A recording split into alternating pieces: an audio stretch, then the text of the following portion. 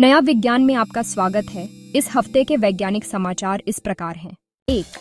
इस हफ्ते भारत ने एक ऐतिहासिक सफलता प्राप्त की है। भारत के कलपक्कम, तमिलनाडु स्थित स्वदेशी फास्ट ब्रीडर रिएक्टर ने क्रिटिकलिटी हासिल कर ली है।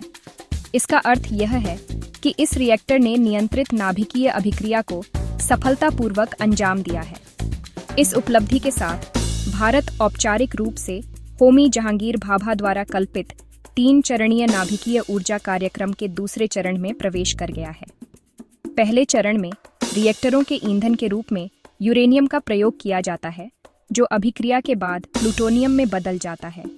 दूसरे चरण के रिएक्टरों में पहले चरण से बने प्लूटोनियम और यूरेनियम को मिलाकर प्रयोग करते हैं, जिससे अभिक्रिया के बाद और प्लूटोनियम और यूरेनियम मिलता है। तीसरे चरण के रिएक्टर में यूरेनियम और थोरियम का प्रयोग किया जाएगा।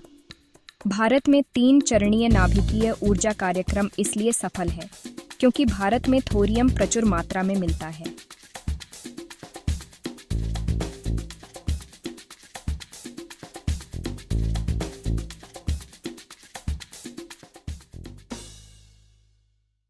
दो छोटी अफ्रीकी मछलियां 50 फुट ऊंचे झरने के ऊपर चढ़ती देखी गईं। अफ्रीका में इसकी कहानियां सुनाई जाती थीं, पर पहली बार इसे कैमरे में कैद किया गया है। ऊपरी कांगो बेसिन में स्थित शैलियर नामक यह मछली 96 मिलीमीटर तक अधिकतम लंबी होती है। इसे लुविलोम्बो नामक इस झरने के ऊपर तक पहुंचने में लगभग 10 घंटे का समय लग जाता है। बारिश के मौसम के बाद अप्रैल और मई महीने में यह मछलियां ऊपर चढ़ती हैं। यह अध्ययन साइंटिफिक रिपोर्ट्स में छपा है।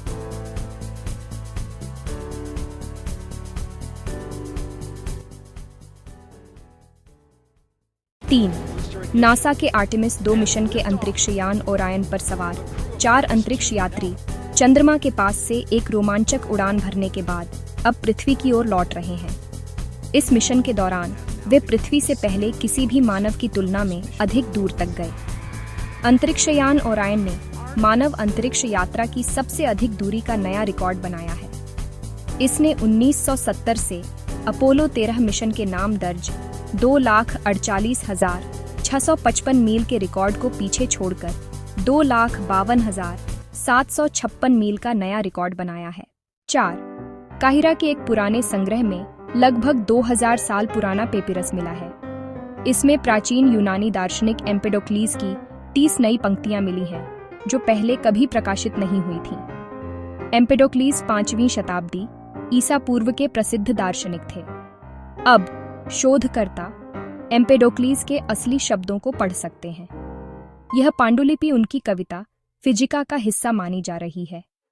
इसमें कणों के प्रवाह, इंद्रियों और खासकर देखने की प्रक्रिया के बारे में विचार मिलते हैं। 5. नासा के आर्टेमिस 2 मिशन के अंतरिक्ष यात्रियों ने चंद्रमा के चारों ओर उड़ते हुए यह खूबसूरत चित्र खींचे हैं। इन चित्रों में चंद्रमा के पीछे खूबसूरत पृथ्वी डूबती और उगती हुई दिख रही है। इन चित्रों में चंद्रमा के सुदूर दक्षिणी हिस्से भी दिख रहे हैं, जो पृथ्वी से नहीं दिखाई देते। इसमें चंद्रमा के क्रेटर साफ देखे जा सकते हैं। धन्यवाद। जुड़े रहिए नया विज्ञान से।